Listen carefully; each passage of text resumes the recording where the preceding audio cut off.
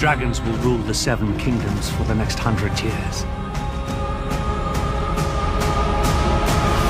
Just as they did the last.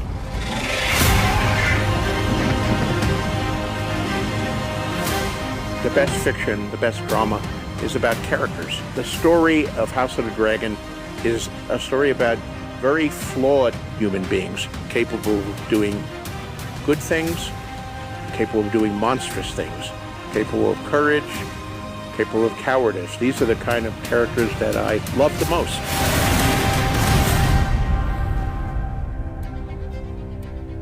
Game of Thrones begins roughly 298 AC, almost 300 years after Aegon's conquest.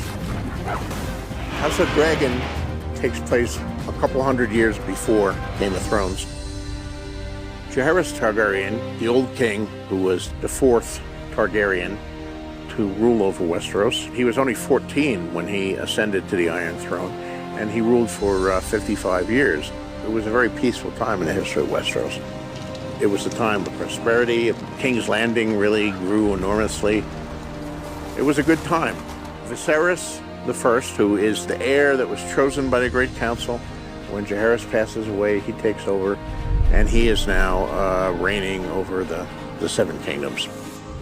There were a lot of Targaryens at that point, and you can see how the seeds of war are sometimes planted in a time of peace. People die, and the sons take over for fathers as lords, and they don't necessarily think they're bound by their fathers' allegiances or decisions or vows. So little by little, the seeds are sprouting. Game of Thrones focused on the Starks and the Lannisters. For House of the Dragon, the Targaryens themselves, the House of the Dragon, are at center, but two of the biggest players in the Dance with the Dragons civil war are the Velaryons and the Hightowers.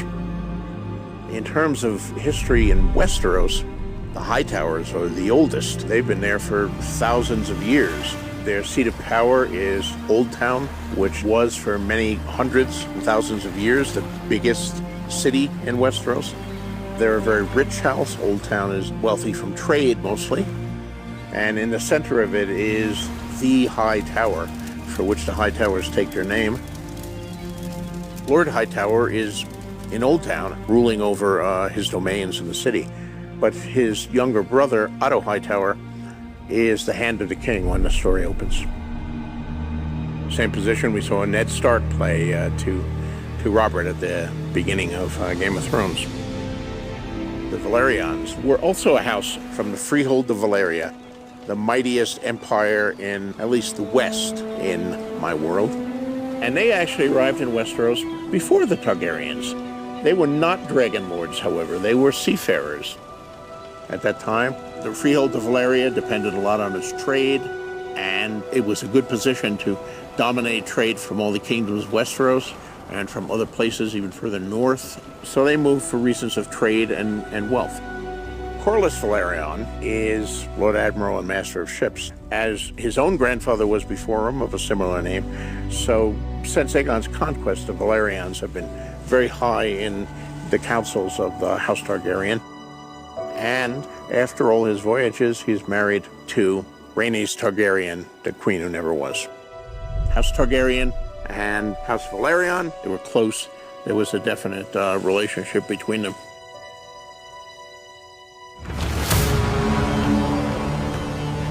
The Targaryens are also an ancient house, but they're not an ancient Westerosi house.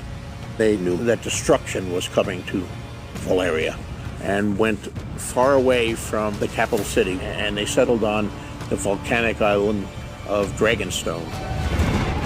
They were dragon lords in Valyria. Now, dragons are really formidable, and they can turn the tide of a battle. It flies. It's difficult to hit. It breathes fire, against which most knights and men-at-arms have little or no protection. So if you have dragons, and that's where the nuclear option analogy comes in, you're hard to mess around with. So the dragons and fear of dragons was one of the things that made the Targaryens very secure in their power. Dragon cell is one thing, but the Iron Throne is the most dangerous seat in the realm.